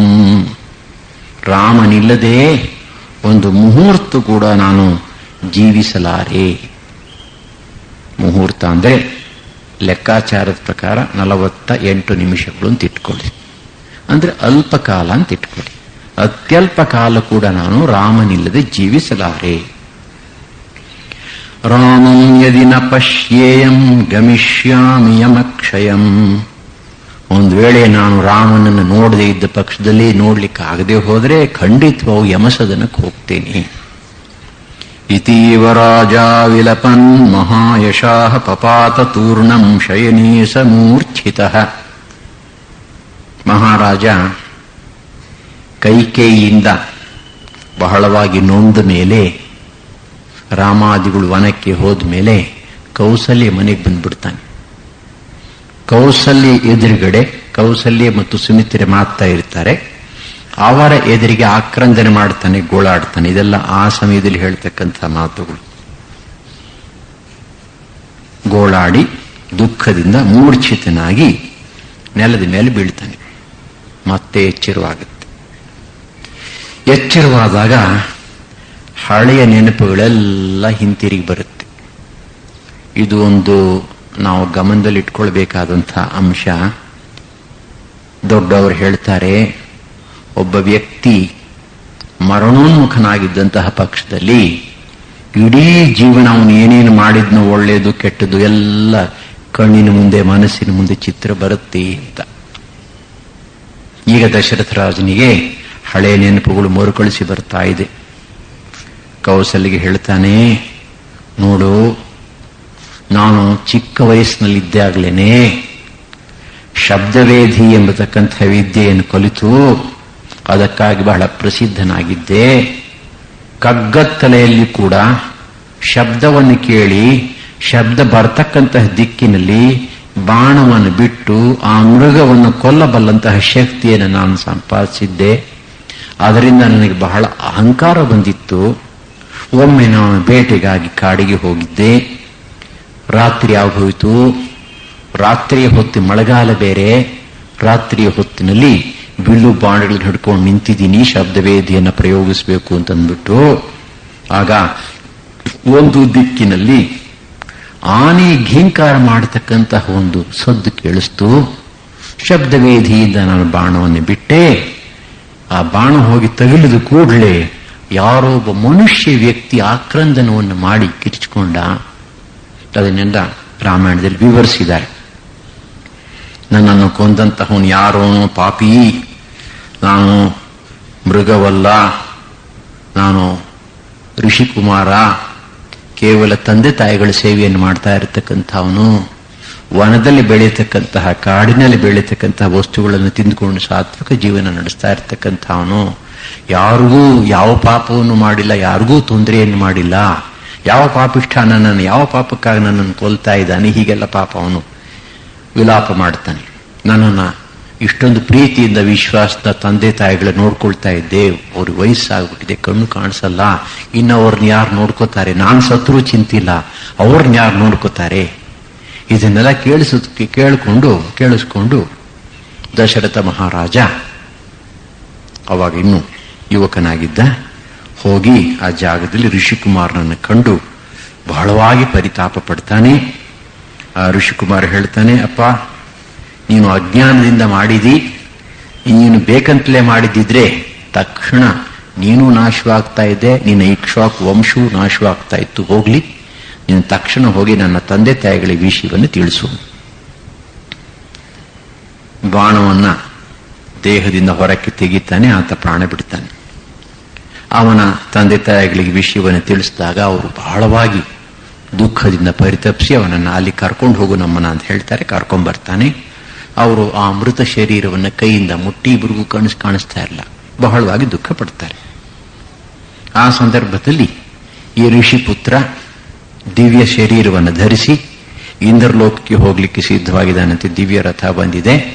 ಇವರಿಬ್ಬರಿಗೂ ದರ್ಶನವನ್ನು ಕೊಟ್ಟು ಹೇಳ್ತಾನೆ, ನೀವು ಶುದ್ಧ ಜೀವನವನ್ನು ನಡೆಸಿದಿರಿ, ನನಗೆ ಯಾವ ಒಂದು ಇಂದ್ರಲೋಕದ ಪ್ರಾಪ್ತಿ ಆಗ್ತಾ ಇದೆಯೋ ನಿಮಗೂ ಕೂಡ ಅದೇ ಇಂದ್ರಲೋಕದ ಪ್ರಾಪ್ತಿ ಆಗುತ್ತೆ, ಹೆದರಬೇಡಿ ಅಂತ ಆಶ್ವಾಸನೆಯನ್ನು ಕೊಟ್ಟು ಹೊರಟೋಗ್ತಾನೆ. ಇದಾದ್ಮೇಲೆ ಇವರು ಸಾಯಲಿಕ್ಕೆ ಸಿದ್ಧರಾಗಿ ಆ ದುಃಖದಿಂದ ದಶರಥ ಮಹಾರಾಜನಿಗೆ ಶಾಪವನ್ನು ಕೊಡ್ತಾರೆ. ಪುತ್ರ ವ್ಯಸನಜಂ ದುಃಖಂ ಯದೇತನ್ ಮಮ ಸಾಂಪ್ರತಂ ಏವಂ ತ್ವಂ ಪುತ್ರ ಶೋಕೇನ ರಾಜನ್ ಕಾಲಂ ಗಮಿಷ್ಯಸಿ. ನೀನು ಅಜ್ಞಾನದಿಂದ ಈ ಕೆಲಸವನ್ನು ಮಾಡಿದ್ರಿಂದ ಇನ್ನು ಬಚಾವಾಗಿದ್ದಿ. ನೀನು ಇಲ್ಲದೆ ಹೋದ್ರೆ, ನೀನು ಉದ್ದೇಶಪೂರ್ವಕವಾಗಿ ಈ ಕೆಲಸವನ್ನು ಮಾಡಿದ್ರೆ ನಿನ್ನ ತಲೆ 1000 ಹೋಳಾಗ್ತಾ ಇತ್ತು, ಇಕ್ಷ್ವಾಕು ವಂಶವೇ ನಿರ್ನಾಮ ಆಗ್ತಾ ಇತ್ತು. ಆದರೂ ಕೂಡ ನಾನು ದುಃಖವನ್ನು ತಡೆಯಲಾರೆ. ಯಾವ ಒಂದು ಪುತ್ರ ಶೋಕದಿಂದ ನಾನು ಮರಣವನ್ನು ಹೊಂದುತ್ತಾ ಇದ್ದೇನೋ ಅದೇ ಪುತ್ರ ಶೋಕದಿಂದ ನೀನು ಕೂಡ ಮರಣವನ್ನು ಹೊಂದು ಅಂತ ಶಾಪವನ್ನು ಕೊಡ್ತಾನೆ. ಇದನ್ನ ಜ್ಞಾಪಿಸಿಕೊಂಡು ಕೌಸಲ್ಯಗೆ ಹೇಳ್ತಾ ಇದ್ದಾನೆ ದಶರಥ, ತಿಳಿದೋ ತಿಳಿಯದೆಯೋ ನಾವು ತಪ್ಪು ಕೆಲಸವನ್ನು ಮಾಡಿದರೆ, ಅಪರಾಧವನ್ನು ಮಾಡಿದರೆ, ಪಾಪವನ್ನು ಮಾಡಿದರೆ ಆ ಕರ್ಮದ ಫಲವನ್ನು ಅನುಭವಿಸಲೇಬೇಕು. ಬೆಂಕಿಯಲ್ಲಿ ತಿಳಿದೋ ತಿಳಿಯದೆಯೋ ಕೈ ಇಟ್ಟರೆ ಸುಟ್ಟೇ ಸುಡುತ್ತದೆ. ಕರ್ಮ ನಿಯಮ ಬಹಳ ಘೋರವಾಗಿರ್ತಕ್ಕಂಥದ್ದು. ಇದರ ಬಗ್ಗೆ ವಾಲ್ಮೀಕಿ ಬಹಳ ಚೆನ್ನಾಗಿ ವರ್ಣಿಸ್ತಾನೆ. ಕರ್ಮವನ್ನು ತಪ್ಪಿಸಿಕೊಳ್ಳಿಕ್ಕೆ ಯಾರಿಂದಲೂ ಸಾಧ್ಯವಿಲ್ಲ. ಶಂಕರಾಚಾರ್ಯರು ಕೂಡ ಹೇಳ್ತಾರೆ, ಜೀವನ್ಮುಕ್ತ ಪುರುಷನಿಗೂ ಕೂಡ ಪ್ರಾರಬ್ಧ ಕರ್ಮದ ಫಲ ಉಂಟು. ಹೀಗೆ ಈ ಶಾಪವನ್ನು ನೆನೆಸಿಕೊಂಡು ಮತ್ತೆ ಅತ್ಯಂತ ಹೆಚ್ಚಿನ ದುಃಖದಿಂದ ಪ್ರಾಣವನ್ನು ಬಿಡ್ತಾನೆ. ಪ್ರಾಣವನ್ನು ಬಿಡುವಾಗ ಹಾ ರಾಘವ ಮಹಾಬಾಹೋ ಹಾ ಮಮ ಆಯಾಸನಾಶನ ಹಾ ಪಿತೃಪ್ರಿಯ ಮೇನಾಥ ಹಾ ಅದ್ಯ ಕ್ವಾಸಿಗತಸ್ಸುತ ಹಾ ಕೌಸಲ್ಯೇ ವಿನಶ್ಯಾಮಿ ಹಾ ಸುಮಿತ್ರೇ ತಪಸ್ವಿನಿ. ರಾಘವ ಮಹಾಬಾಹು, ನನ್ನ ಆಯಾಸವನ್ನು ದುಃಖವನ್ನು ಹೋಗಲಾಡಿಸ್ತಾ ಇದ್ದಂಥವನೇ, ಪಿತೃವಿಗೆ ತಂದೆಗೆ ಪ್ರಿಯನಾದಂಥವನೇ, ಎಲ್ಲಿ ಹೋಗಿದ್ದೀನಿ ನನ್ನ ಮಗನೇ ಅಂತ ದುಃಖ ಪಡ್ತಾ ಇದ್ದಾನೆ. ಕೌಸಲ್ಯೇ, ನಾನು ಪ್ರಾಣ ಬಿಡ್ತಾ ಇದ್ದೀನಿ. ಸುಮಿತ್ರೆಗೆ ಹೇಳ್ತಾನೆ, ಹಾ ಸುಮಿತ್ರೇ ತಪಸ್ವಿನಿ. ಸುಮಿತ್ರೆ ತಪಸ್ವಿನಿ ಹಾಗೆ ಜೀವನ ನಡೆಸಿದ್ಲು. ಆದ್ರಿಂದಲೇ ಲಕ್ಷ್ಮಣ ಕಾಡಿಗೆ ಹೋಗ್ತೀನಿ ಅಂತಂದಾಗ ಸಂತೋಷವಾಗಿ ಆಶೀರ್ವಾದ ಮಾಡಿ ಕಳಿಸುತ್ತು. ಹೇಳ್ತಾಳೆ, ಕಾಡನ್ನ ಅಯೋಧ್ಯೆ ಅಂತ ತಿಳ್ಕೊ, ರಾಮನ ದಶರಥ ಅಂತ ತಿಳ್ಕೊ, ಸೀತೆಯನ್ನ ನಾನು ಅಂತ ತಿಳ್ಕೊ, ಸೇವೆ ಮಾಡು ಹೋಗು ಅಂತ. ಆಮೇಲೆ ಕೈಕೇಯಿ ಟರ್ನ್ ಬರುತ್ತೆ. ಹಾ ನೃಶಂಸೆ ಮಮ ಅಮಿತ್ರೇ ಕೈಕೇಯಿ ಕುಲಪಾಂಸನಿ. ನೃಶಂಸೆ ಕ್ರೂರಿಯೇ, ನನ್ನ ಶತ್ರುವೇ, ನಮ್ಮ ಕುಲಕ್ಕೆ ಕಳಂಕವನ್ನು ತಂದಂತಹ ಕೈಕೇಯಿ ಅಂತ ಅವಳನ್ನು ನಿಂದಿಸ್ತಾ, ಇತಿ ರಾಮಸ್ಯ ಮಾತುಶ್ಚ ಸುಮಿತ್ರಾಯಾಶ್ಚ ಸನ್ನಿಧೌ ರಾಜಾ ದಶರಥ ಶೋಚನ್ ಜೀವಿತಾಂತಂ ಉಪಾಗಮತ್. ರಾಮನ ತಾಯಿ ಮತ್ತು ಸುಮಿತ್ರೆ ಇವರ ಸನ್ನಿಧಿಯಲ್ಲಿ ದಶರಥ ಮಹಾರಾಜ ಈ ರೀತಿ ಶೋಕ ಪಡ್ತಾ ಪ್ರಾಣವನ್ನು ಬಿಡ್ತಾನೆ. ದಶರಥ ಮಹಾರಾಜ ಮೃತನಾದ ವಿಷಯ ಬಂದ ಕೂಡಲೇ, ತಿಳಿದ ಕೂಡಲೇ ವಸಿಷ್ಠ ಮಹರ್ಷಿಗಳು ಬರ್ತಾರೆ, ಕುಲಪುರೋಹಿತರು. ಆ ಇಡೀ ರಾಜ್ಯದ ಭಾರ ಈಗ ಅವರ ಹೆಗಲ ಮೇಲುಂಟು. ಮಹಾರಾಜ ಇಲ್ಲ, ಶ್ರೀರಾಮ ಲಕ್ಷ್ಮಣರು ಕಾಡಿಗೆ ಹೋಗಿದ್ದಾರೆ, ಭರತ ಶತ್ರುಘ್ನರು ಅವರ ಸೋದರ ಮಾವನ ಮನೆಯಲ್ಲಿದ್ದಾರೆ. ಇಲ್ಲಿ ರಾಜಕುಲದವರು ಯಾರೂ ಇಲ್ಲ.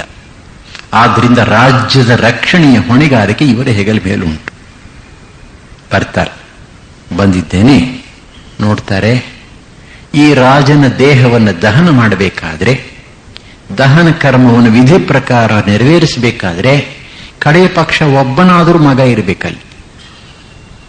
4 ಜನ ಪುತ್ರರಲ್ಲಿ ಒಬ್ಬರೂ ಇಲ್ಲದೇ ಇದ್ದದ್ರಿಂದ ಪುತ್ರರಲ್ಲಿ ಒಬ್ಬರಾದರೂ ಬರುವಾಗಿ ದೇಹವನ್ನು ಕಾಪಾಡಬೇಕು ಅಂತ ಹೇಳಿ ತೈಲ ದ್ರೋಣಿಯಲ್ಲಿ ಇಡ್ತಾರೆ. ಒಂದು ದೋಣಿಯ ಆಕಾರದ ದೊಡ್ಡ ಪಾತ್ರೆ, ಅದರದಲ್ಲಿ ಎಣ್ಣೆ ಮತ್ತು ಸುಗಂಧ ದ್ರವ್ಯಗಳನ್ನು ತುಂಬಿ ದೇಹವನ್ನು ಇಡೋದು. ಅಂದರೆ ಆ ದೇಹ ಅದರಲ್ಲಿದ್ದಾಗ ಕೆಡುವುದಿಲ್ಲ ಅಂತ. ಹಾಗೆ ದೇಹವನ್ನ ತೈಲ ದ್ರೋಣಿಯಲ್ಲಿ ಇಡಿಸಿ ಆನಂತರ ಭರತಾದಿಗಳಿಗೆ ಹೇಳಿ ಕಳಿಸ್ತಾರೆ. ಕೈಕೇಯಿ ತನಯಾರ್ಥಿತ ರಾಮ, ಕೈಕೇಯಿಯ ಮಗ ಭರತನಿಂದ ಪ್ರಾರ್ಥಿಸಲ್ಪಟ್ಟವನು. ಇಲ್ಲಿ ವಿಸ್ತಾರವಾಗಿರ್ತಕ್ಕಂಥ ಕಥೆ ಬರುತ್ತೆ. ಮತ್ತೆ ಅಯೋಧ್ಯಾಕಾಂಡಕ್ಕೆ ಸಂಬಂಧಪಟ್ಟದ್ದು. ದಶರಥನ ಮರಣವಾಯಿತು. ದೇಹವನ್ನ ತೈಲ ದ್ರೋಣಿಯಲ್ಲಿಟ್ಟು ರಕ್ಷಣೆಗಾಗಿ ನೇಮಿಸಿದ್ದಾರೆ ವಸಿಷ್ಠ ಮಹರ್ಷಿಗಳು. ಕೂಡಲೇ ಒಂದು ದೊಡ್ಡ ಸಭೆಯನ್ನ ಕರೀತಾರೆ. ಆ ಸಭೆಯಲ್ಲಿ ಋಷಿಗಳು, ಬ್ರಾಹ್ಮಣರು ಅವರೇ ಮುಖ್ಯ. ಯಾಕೆ ಅಂತಂದ್ರೆ ಹಿಂದಿನ ಕಾಲದಲ್ಲಿ ಒಬ್ಬ ರಾಜನಿಗೆ ಇದ್ದಂತಹ ಮಂತ್ರಿಗಳಿಗಿಂತ ಮುಖ್ಯ ಅಥವಾ ದೊಡ್ಡ ಸ್ಥಾನ ಕುಲಪುರೋಹಿತರಿಗೆ, ಬ್ರಾಹ್ಮಣರಿಗೆ ಇತ್ತು. ಅವರು ಧರ್ಮಕ್ಕೆ ಅನುಗುಣವಾಗಿ ರಾಜ್ಯವನ್ನು ನಡೆಸ್ತಕ್ಕಂಥ ಕ್ರಮವನ್ನು ಹೇಳ್ತಾ ಇದ್ದರಿಂದ ಅವರ ಮಾತಿಗೆ ಬೆಲೆ ಇತ್ತು. ಅವರೆಲ್ಲ ಎಮರ್ಜೆನ್ಸಿ ಮೀಟಿಂಗ್ ಮಾಡಿದ್ದಾರೆ. ಮಾಡಿಬಿಟ್ಟು ಹೇಳ್ತಾರೆ ವಸಿಷ್ಠ ಮಹರ್ಷಿಗೆ, ಧ್ವಜೋರಥಸ್ಯ ಪ್ರಜ್ಞಾನಂ ಧೂಮೋ ಜ್ಞಾನಂ ವಿಭಾವಸೋ ತೇಷಾಂ ಯೋನೋ ಧ್ವಜೋ ರಾಜ ಸ ದೇವತ್ವಮಿತೋ ಗತಃ. ಒಂದು ರಥಕ್ಕೆ ಮುಖ್ಯವಾಗಿರತಕ್ಕಂತಹ ಅಂಗ ಧ್ವಜ. ಹಾಗೆಯೇ ಬೆಂಕಿಗೆ ಮುಖ್ಯವಾಗಿರ್ತಕ್ಕಂಥ ಲಕ್ಷಣ ಅದರ ಹೊಗೆ. ಹಾಗೆಯೇ ಒಂದು ರಾಜ್ಯಕ್ಕೆ ಮುಖ್ಯವಾಗಿರ್ತಕ್ಕಂಥ ಅಂಗ ಅಂದರೆ ರಾಜ. ರಥಕ್ಕೆ ಧ್ವಜ ಇದ್ದ ಹಾಗೆ. ಅಂತಹ ಅತ್ಯಂತ ಮುಖ್ಯಸ್ಥನಾಗಿರ್ತಕ್ಕಂತಹ ನಮ್ಮ ದೇಶದ ರಾಜ ಈಗ ದೇವತ್ವವನ್ನು ಹೊಂದಿದ್ದಾನೆ. ನಾರಾಜಕೇ ಜನಪದೇ ಸ್ವಕಂ ಭವತಿ ಕಸ್ಯಚಿತ್ ಮತ್ಸ್ಯ ಇವ ನರಾ ನಿತ್ಯಂ ಭಕ್ಷಯಂತಿ ಪರಸ್ಪರಂ. ವಿಸ್ತಾರವಾದ ವಿವರಣೆಯಲ್ಲಿ ಕೆಲವು ಶ್ಲೋಕಗಳನ್ನು ಮಾತ್ರ ನಿಮ್ಮ ಮುಂದೆ ಇಡ್ತಾ ಇದ್ದೀನಿ. ಒಂದು ದೇಶದಲ್ಲಿ ರಾಜ ಇಲ್ಲದೆ ಹೋದ ಪಕ್ಷದಲ್ಲಿ, ಆಳತಕ್ಕಂಥ ಒಂದು ಪ್ರಭು ಶಕ್ತಿ ಇಲ್ಲದೆ ಹೋದ ಪಕ್ಷದಲ್ಲಿ ಅರಾಜಕತ್ವ ಉಂಟಾದರೆ ಏನೆಲ್ಲ ಆಗುತ್ತೆ ಅನ್ನೋದನ್ನು ವಿವರಿಸ್ತಾ ಇದ್ದಾರೆ. ಅರಾಜಕೇ ಜನಪದೇ ನ ಸ್ವಕಂ ಭವತಿ ಕಸ್ಯಚಿತ್. ಯಾರಿಗೂ ಯಾವುದರ ಮೇಲೂ ಅಧಿಕಾರ ಇರಲ್ಲ. ಇದು ನಂದು ಅಂತ ನಾನು ಹೇಳೋ ಹಾಗೆ ಇಲ್ಲ. ಯಾಕೆ ಅಂತಂದ್ರೆ ದೊಡ್ಡ ಮೀನು ಚಿಕ್ಕ ಮೀನನ್ನು ತಿನ್ನೋ ಹಾಗೆ ಬಲಶಾಲಿಗಳಾಗಿರ್ತಕ್ಕಂಥ ದುಷ್ಟರು ಪುಂಡರು ಕಸಿದ್ಕೋತಾರೆ. ಯಾರಿಗೂ ಯಾವ ಆಸ್ತಿಯ ಮೇಲೂ ಹಕ್ಕು ಅಧಿಕಾರ ಇರುವುದಿಲ್ಲ. ಯೇ ಹಿ ಸಂಭಿನ್ನ ಮರ್ಯಾದಾ ನಾಸ್ತಿಕಾಶ್ಚಿನ್ನ ಸಂಶಯಾ ತೇಪಿ ಭಾವಾಯ ಕಲ್ಪಂತೆ ರಾಜದಂಡ ನಿಪೀಡಿತಾ. ಮರ್ಯಾದೆಯನ್ನು ಮೀರತಕ್ಕಂತಹ ಜನ, ಮರ್ಯಾದೆಯನ್ನು ಲಕ್ಷಿಸದೇ ಇರತಕ್ಕಂಥ ಜನ, ನಾಸ್ತಿಕರಾಗಿರ್ತಕ್ಕಂಥ ಜನ, ಧರ್ಮದಲ್ಲಿ ಶ್ರದ್ಧೆಯೇ ಇಲ್ಲದೆ ಇರತಕ್ಕಂತಹ ಜನ, ಇವರೂ ಕೂಡ ರಾಜದಂಡಕ್ಕೆ ಹೆದರಿ ಎಲ್ಲೆಕಟ್ಟಿನ ಒಳಗೆಯೇ ಜೀವನ ನಡೆಸ್ತಾರೆ. ರಾಜಶಕ್ತಿ ಇತ್ತೋ ಎಲ್ಲ ಚೆನ್ನಾಗಿ ಕೆಲಸ ಮಾಡುತ್ತೆ, ಅದಿಲ್ವೋ ಇಲ್ಲ. ಯಥಾ ದೃಷ್ಟಿ ಶರೀರಸ್ಯ ನಿತ್ಯಂ ಏವ ಪ್ರವರ್ತತೆ ತಥಾ ನರೇಂದ್ರೋ ರಾಷ್ಟ್ರಸ್ಯ ಪ್ರಭವ ಸತ್ಯ ಧರ್ಮಯೋ. ಶರೀರಕ್ಕೆ ಕಣ್ಣಿದ್ದ ಹಾಗೆ ಒಂದು ರಾಜ್ಯಕ್ಕೆ ರಾಜ, ಪ್ರಭು ನರೇಂದ್ರ ರಾಜ ಇದ್ದರೆ ಅದು ಸತ್ಯ ಮತ್ತು ಧರ್ಮಕ್ಕೆ ಅನುಗುಣವಾಗಿ ನಡೆಯತಕ್ಕಂಥ ರಾಜ ಇದ್ದರೆ ಆ ರಾಷ್ಟ್ರಕ್ಕೆ ಅವನು ಕಣ್ಣಿದ್ದ ಹಾಗೆ. ರಾಜ ಸತ್ಯಂಚ ಧರ್ಮಶ್ಚ ರಾಜ ಕುಲವತಾಂ ಕುಲಂ ರಾಜ ಮಾತಾ ಪಿತಾ ಚೈವ ರಾಜ ಹಿತಕರೋ ನೃಣಾಂ. ಇಂತಹ ರಾಜ ಇದ್ರೆ ಅವನೇ ಸತ್ಯ ಸ್ವರೂಪ, ಅವನೇ ಧರ್ಮ, ಅವನೇ ತಂದೆ, ಅವನೇ ತಾಯಿ, ನಮ್ಮ ವಂಶಕ್ಕೆ ಗೌರವವನ್ನು ತರ್ತಕ್ಕಂಥ ಅವನೇ. ಅಂದ್ರೆ ಒಂದು ರಾಜ್ಯಕ್ಕೆ ಪ್ರಭು ಶಕ್ತಿ ಇರಬೇಕು, ಇಲ್ಲದೆ ಹೋದ್ರೆ ಏನೆಲ್ಲ ಅನಾಹುತವಾಗುತ್ತೆ ಅನ್ನೋದನ್ನು ವಿವರಿಸ್ತಾ ಇದ್ದಾರೆ. ಆದ್ರಿಂದ ನೀನು ಅಂದ್ರೆ ಈ ಋಷಿಗಳು ಬ್ರಾಹ್ಮಣರು ವಸಿಷ್ಠನ್ ಹೇಳ್ತಾ ಇದ್ದಾರೆ, ತಕ್ಷಣ ಈ 4 ಜನ ರಾಜಪುತ್ರರಲ್ಲಿ ಯಾರನ್ನಾದ್ರೂ ಒಬ್ಬರನ್ನ ಹಿಡ್ಕೊಂಡು ಮುಂದೆ ಕೂಡ್ಸಪ್ಪ ಸಿಂಹಾಸನದ ಮೇಲೆ ಅಂತ. ವಸಿಷ್ಠರಿಗೆ ಸಮಯ ಪ್ರಜ್ಞೆ ಉಂಟು. ವಸಿಷ್ಠರು ಹೇಳ್ತಾರೆ, ಯಾಕೆ ಹೀಗೆ ಹೇಳ್ತೀರಿ ನೀವು ಹೇಳಬೇಕಾದ ಅವಶ್ಯಕತೆ ಇಲ್ವಲ್ಲ. ರಾಜನು ಸತ್ಯಸಂಧ, ಅವನ ಮಾತಿನ ಸತ್ಯತ್ವವನ್ನು ಉಳಿಸ್ಲಿಕ್ಕಾಗಿ ಶ್ರೀರಾಮ ಲಕ್ಷ್ಮಣರು ಕಾಡಿಗೆ ಹೋಗಿದ್ದಾರೆ. ರಾಜ ಮಾಡಿದ್ದೂ ಸರಿ, ರಾಮ ಮಾಡಿದ್ದೂ ಸರಿ. ರಾಜ ಕೊಟ್ಟ ಮಾತಿನ ಪ್ರಕಾರ ಈ ರಾಜ್ಯ ಈಗ ಭರತನಿಗೆ ಸೇರಿತ್ತು. ನಮ್ಮ ಕರ್ತವ್ಯ ಇಷ್ಟೇ, ಭರತನ್ ಕರ್ಕೊಂಬಂದು ಇಲ್ಲಿ ಕೂಡಿಸೋದು. ಆದ್ರಿಂದ ನೀವು ಯಾಕೆ ಹೆದರ್ಕೋತೀರಿ? ರಾಜ ಇದ್ದಾನೆ, ಮುಂದೆ ರಾಜ ಯಾರು ಆಗಬೇಕು ಅನ್ನೋದು ನಿಯಮಿತನಾಗಿದ್ದಾನೆ, ನಾವು ಕರ್ಕೊಂಬಂದು ಕೂಡಿಸ್ಬೇಕಷ್ಟೇ ನಮ್ಮ ಕರ್ತವ್ಯ ಅಂತ ಹೇಳಿ ಬಹಳ ಬೇಗ ತಮಗೆ ಬೇಕಾದಂತಹ ಆಳುಗಳನ್ನು ಕರೆಸ್ಕೋತಾರೆ. ದೂತರನ್ನು ಕರೆಸಿ ಅವರಿಗೆ ಹೇಳ್ತಾರೆ, ಪುರಂ ರಾಜಗೃಹಂ ಗತ್ವಾ ಶೀಘ್ರ ಜವೈರ್ಹಯೈ ತ್ಯಕ್ತ ಶೋಕೈ ಇದಂ ವಾಚ್ಯ ಶಾಸನಾತ್ ಭರತೋ ಮಮ ತ್ವರಮಾಣಶ್ಚ ನಿರ್ಯಾಹಿ ಕೃತ್ಯಂ ಆತ್ಯೈಕಂ ತ್ವಯಾ ಮಾ ಚ ಅಸ್ಮೈ ಪ್ರೋಷಿತಂ ರಾಮಂ ಮಾ ಚಾಸ್ಮೈ ಪಿತರಮೃತಂ ಭವಂತಃ ಶಂಶಿಷು ಗತ್ವಾ ರಾಘವಾಣಾಂ ಇಮಂ ಕ್ಷಯಂ. ಚೆನ್ನಾಗಿ ಬಹಳ ವೇಗವಾಗಿ ಹೋಗ್ತಕ್ಕಂತಹ ಕುದುರೆಗಳನ್ನು ತೆಗೆದುಕೊಂಡು ಈಗಲೇ ರಾಜಗೃಹಕ್ಕೆ ಹೋಗಬೇಕು. ಭರತ ಶತ್ರುಘ್ನ ಇರತಕ್ಕಂತಹ ಜಾಗಕ್ಕೆ ನಿಮ್ಮ ಶೋಕವನ್ನು ದೂರ ಮಾಡಿ ಮನಸ್ಸನ್ನು ಗಟ್ಟಿ ಮಾಡ್ಕೊಂಡು ಹೊರಟಿ ಹೋಗಿ ಹೇಳಿ, ವಸಿಷ್ಠ ಮಹರ್ಷಿಗಳು ಆಜ್ಞೆ ಮಾಡ್ತಾ ಇದ್ದಾರೆ ಬರಬೇಕಂತೆ ಅಂತ ಹೇಳಿ. ನೋಡಿ, ರಾಜಗುರುಗಳಿಗೆ ರಾಜನಿಗೂ ಆಜ್ಞೆ ಮಾಡತಕ್ಕಂಥ ಶಕ್ತಿ ಇತ್ತು. ವಸಿಷ್ಠ ಮಹರ್ಷಿಗಳು ಆಜ್ಞೆ ಮಾಡ್ತಾ ಇದ್ದಾರೆ, ಬಹಳ ಅವಶ್ಯಕವಾಗಿರ್ತಕ್ಕಂತಹ ಒಂದು ಕೆಲಸ ಇದೆಯಂತೆ. ನಮ್ಮ ಭಾಷೆಯಲ್ಲಿ ಹೇಳ್ಬೇಕಾದ್ರೆ ವೆರಿ ಅರ್ಜೆಂಟ್ ವರ್ಕ್, ಎಮರ್ಜೆನ್ಸಿ ಬರಬೇಕಂತೆ. ತ್ವರಮಾಣಶ್ಚ ನಿರ್ಯಾಹಿ ಕೃತ್ಯಂ ಆತ್ಯೈಕಂ ತ್ವಯಾ, ನಿನ್ನಿಂದ ಅತ್ಯಂತ ತ್ವರಿತವಾಗಿ ಆಗಬೇಕಾದಂಥ ಕೆಲಸ ಉಂಟು, ನೀನು ಬರಬೇಕು. ಉಷಾ ಅಂತ ಹೇಳ್ತಾನೆ ವಸಿಷ್ಠ. ಅವರಿಗೆ ಯಾವ ರೀತಿಯಲ್ಲೂ ಈ ವಿಷಯವನ್ನು ತಿಳಿಸಬಾರದು. ದಶರಥ ಮಹಾರಾಜನ ಮರಣ, ರಾಮ ಲಕ್ಷ್ಮಣರು ಕಾಡಿಗೆ ಹೋಗಿರತಕ್ಕಂಥ ವಿಷಯ, ಇದನ್ನ ಸ್ವಲ್ಪ ತಿಳಿಸಬಾರ್ದು ಅವರಿಗೆ. ಮತ್ತು ಈ ಕೆಟ್ಟ ಸುದ್ದಿಯನ್ನು ತಿಳಿಸದೇ ಇರಲಿಕ್ಕೆ ಇವನು ಸ್ವಲ್ಪ ಕ್ಯಾಮುಫ್ಲೇಜಿಂಗ್ ಮಾಡಬೇಕು. ಏನ್ ಮಾಡಬೇಕು ಅಂತಂದ್ರೆ ಅನೇಕ ಅನರ್ಘ್ಯವಾಗಿರ್ತಕ್ಕಂತಹ ಬೆಲೆ ಬಾಳ್ತಕ್ಕಂತಹ ವಸ್ತುಗಳನ್ನು ತೆಗೆದುಕೊಂಡು ಹೋಗಿ ನಾನು ಕಳಿಸಿದ್ದೀನಿ ಪ್ರೆಸೆಂಟ್ ಅಂತ ಕೊಡಿ. ಭರತನಿಗೆ ಶತ್ರುಘ್ನನಿಗೆ ನನ್ನ ಕಡೆಯಿಂದ ಪ್ರೆಸೆಂಟ್ಸ್ ಕೊಡಿ. ಈ ರೀತಿ ಬಹುಮಾನಗಳನ್ನ ವಸ್ತುಗಳನ್ನ ತಂದ್ರೆ ಅವಾಗ ಭರತ ಕೆಟ್ಟ ಸುದ್ದಿ ಬಂದಿದೆ ಅಂತ ತಿಳ್ಕೊಳ್ಳೋದಿಲ್ಲ, ಸಂಶಯ ಪಡೋದಿಲ್ಲ. ಈ ಕಡೆ ಏನಾಗಿದೆ, ಭರತನಿಗೆ ದುಸ್ವಪ್ನ ಆಗಿದೆ ರಾತ್ರಿ. ಭರತೇನಾಪಿ ತಾಂ ರಾತ್ರಿಂ ಸ್ವಪ್ನೋ ದೃಷ್ಟೋಯಮಪ್ರಿಯಃ ವ್ಯುಷ್ಟಾಂ ಏವ ತುರಾ ತಾಂ ರಾತ್ರಿಂ ದೃಷ್ಟ್ವಾ ತಂ ಸ್ವಪ್ನಂ ಅಪ್ರಿಯಂ ಪುತ್ರೋ ರಾಜಾಧಿರಾಜಸ್ಯ ಸುಭೃಶಂ ಪರ್ಯತಪ್ಯತ. ಸ್ವಪ್ನಶಾಸ್ತ್ರವೇ ಒಂದು ಶಾಸ್ತ್ರ. ಇಂತಿಂತಹ ಸ್ವಪ್ನಗಳು ಬಂದ್ರೆ ಇಂತಿಂತಹ ಘಟನೆಗಳ ಸಂಕೇತ. ಬ್ರಹ್ಮ ವೈವರ್ತ ಪುರಾಣ ಅಂತ ಒಂದು ಪುರಾಣ ಇದೆ. ಯಾರೋ 15-16ನೇ ಶತಮಾನದಲ್ಲಿ ಬರೆದಿರಬೇಕು, ಅಥವಾ ಮೂಲ ಹಳೆದಿದ್ರು ಇರಬಹುದು. ಅದರಲ್ಲಿ ಒಂದು ಅಧ್ಯಾಯದಲ್ಲಿ ವಿಸ್ತಾರವಾಗಿ ಬರುತ್ತೆ. ಅದನ್ನು ಓದಿದ್ರೆ ಗಾಬರಿ ಆಗ್ಬಿಡುತ್ತೆ ನಮಗೆ. ಯಾವುದಾದ್ರೂ ಒಂದಲ್ಲ ಒಂದು ನಮ್ಮ ಕನಸು ಬಂದೇ ಇರುತ್ತೆ ನಮಗೆ. ಇಂತಿಂಥ ಕನಸಿಗೆ ಇಂತಿಂಥದ್ದು ಅಂತ ಪಟ್ಟಿ ಮಾಡಿಬಿಟ್ಟಿದ್ದಾರೆ ಅದರೊಳಗೆ. ಈ ವಾಲ್ಮೀಕಿಯನ್ನು ಹೇಳ್ತಾನೆ, ವಿಸ್ತಾರವಾಗಿ ದುಸ್ವಪ್ನಗಳ ವಿಷಯವನ್ನು ಹೇಳ್ತಾನೆ.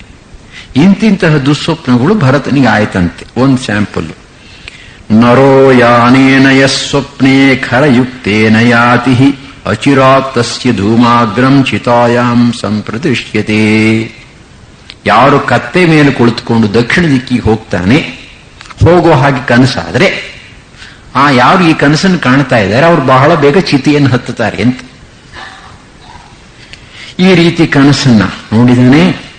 ಬೆಳಗ್ಗೆ ಎದ್ದಾಗ ಅವನಿಗೆ ಬಹಳವಾಗಿ ದುಃಖ ಉಂಟಾಗಿದೆ, ಮನಸ್ಸೆಲ್ಲ ಕದಡಿ ಹೋಗಿದೆ. ಆ ಸಮಯಕ್ಕೆ ಸರಿಯಾಗಿ ಈ ದೂತರು ಬರ್ತಾರೆ. ವಸಿಷ್ಠ ಮಹರ್ಷಿಗಳು ಕಳಿಸಿದಂತಹ ದೂತರು ಬಹಳ ಬೇಗ ಬರಬೇಕು ಅಂತ ಕೇಳಿದ ಕೂಡಲೇ ಅಯೋಧ್ಯೆಯಲ್ಲೆಲ್ಲ ಕುಶಲವಾಗಿದ್ದಾರೆ, ತಂದೆ ತಾಯಿ ಹೇಗಿದ್ದಾರೆ ಅಂತೆಲ್ಲ ಕೇಳ್ತಾರೆ. ಇವೆಲ್ಲ ಸುಳ್ಳು ಸುಳ್ಳು ಹೇಳ್ತಾರೆ, ಕರ್ಕೊಂಡ್ ಬರ್ತಾರೆ. ಯಾಕೆಂದ್ರೆ ಕೆಟ್ಟ ಸುದ್ದಿನ ತಿಳಿಸಬಾರ್ದಂತೆ. ಬರ್ತಾನೆ ಬಹಳ ವೇಗವಾಗಿ. 7 ದಿನಗಳ ಪ್ರಯಾಣ ಅಂತೆ ಸತತವಾಗಿ ರಥದಲ್ಲಿ ಅಯೋಧ್ಯೆ ಪ್ರವೇಶ ಮಾಡ್ತಾ ಇದ್ರೆ ಅನಾಶಿತ ಕುಟುಂಬಾನಿ ಪ್ರಭಾಹೀನ ಜನಾನಿ ಚ ಅಲಕ್ಷ್ಮೀಕಾನಿ ಪಶ್ಯಾಮಿ ಕುಟುಂಬಿ ಭವನಾನ್ಯಹಂ. ಭರತ ತನಗೆ ಹೇಳ್ಕೊತಾ ಇದ್ದಾನೆ, ಏನಿದು ಜನಗಳ ಮುಖವನ್ನು ನೋಡಿದ್ರೆ ಅವ್ರು ಯಾರು ಊಟ ಮಾಡಿದ ಹಾಗೆ ಕಾಣುವುದಿಲ್ಲ, ಎಲ್ಲ ಉಪವಾಸ ಮಾಡ್ತಾ ಇರೋ ಕಾಣಿಸುತ್ತೆ. ಅವರ ಮುಖದಲ್ಲಿ ಕಾಂತಿಯೇ ಇಲ್ಲ. ಅವರ ಮನೆಗಳಲ್ಲಿ ಯಾವ ರೀತಿಯ ಲಕ್ಷ್ಮಿಯ ಗುರುತು ಕಾಣಿಸ್ತಾ ಇಲ್ಲ. ದೇವಸ್ಥಾನಗಳ ಕಡೆ ನೋಡಿದ್ರೆ ದೇವತೆಗಳಿಗೆ ಕೊಡಬೇಕಾಗಿರತಕ್ಕಂತಹ ಮಾಲ್ಯಾದಿಗಳು, ಮಾಲೆ ಮುಂತಾದ ಅಲಂಕಾರಗಳಿಲ್ಲ. ಪೂಜಾಧಿಕಾರಗಳು ನಡೀತಾ ಇಲ್ಲ. ಹೋಮಾಗ್ನಿಗಳು ಕಾಣಿಸ್ತಾ ಇಲ್ಲ. ಧೂಮ ಹೊಗೆ ಬರ್ತಾ ಇಲ್ಲ ಮೇಲಕ್ಕೆ. ದೇವಾಗಾರಾಣಿ ಶೂನ್ಯಾನಿ ನಚಾಭಾಂತಿ ಯಥಾಪುರಂ ದೇವತಾರ್ಚಾ ಪ್ರವಿದ್ಧಾಶ್ಚ. ದೇವತೆಗಳಿಗೆ ಮಾಡ್ತಕ್ಕಂಥ ಪೂಜೆನೇ ನಿಂತು ಹೋಗಿರೋ ಕಾಣುತ್ತಲ್ಲ. ಹಾಗೆ ಯಜ್ಞಾಗಾದಿಗಳ ಸೂಚನೆಯೇ ಇಲ್ವಲ್ಲ. ಏನಾಗ್ತಾ ಇದೆ ನೋಡಿ ನೋಡಿ ಅವನಿಗೆ ಅಪಶಕನಗಳು. ಮನಸ್ಸಿನಲ್ಲಿ ಗಾಬರಿ ಆಗ್ತಾ ಇದೆ, ದುಃಖ ಬರ್ತಾ ಇದೆ. ನೇರವಾಗಿ ಕೈಕೇಯಿ ಅರಮನೆಗೆ ಬರ್ತಾನೆ. ಅವನಿಗೆ ತಂದೆಯನ್ನು ನೋಡಬೇಕು ಅಂತ ಕಾತರ. ತಂದೆಯ ಬಗ್ಗೆ ತುಂಬಾ ಪ್ರೀತಿ, ವಿಶ್ವಾಸ, ಭಕ್ತಿ, ಗೌರವ ಇತ್ತು. ಬರ್ತಾನೆ, ನೋಡ್ತಾನೆ, ತಂದೆ ಕಾಣಿಸ್ತಾ ಇಲ್ಲ. ಕೈಕೇಯಿ ಮನೆಯಲ್ಲಿ ಅವಳೊಬ್ಳೇ ಇದ್ದಾಳೆ.